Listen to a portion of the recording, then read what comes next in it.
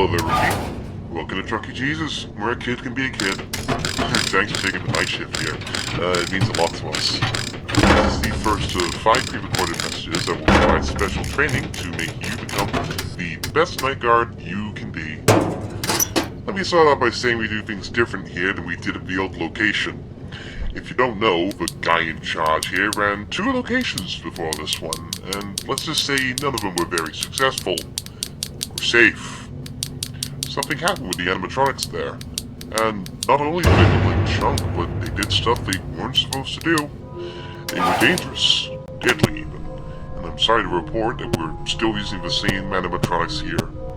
The big man doesn't want to give up on them just yet. That's why you're here, by the way. You need to keep the animatronics in check. Without you, nothing would stop them from roaming around, leaving and killing folks passing by on the streets. Let's go over how these characters move, and how to stop them. For tonight, you'll need to know that we have 4 or 5 animatronics on that stage. One of them being our studio Chuck from our oldest location. He's very glitchy.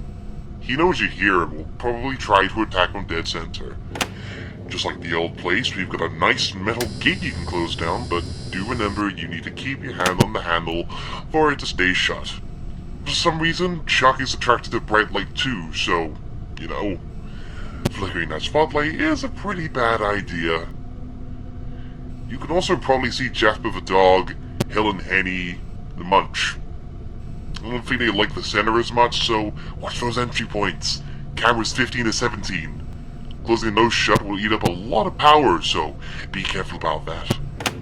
There's also another Chuck in your office. I don't know if you can find it. You can figure out what to do if it awakes, right? This concludes the first training message. Have a good night, friend.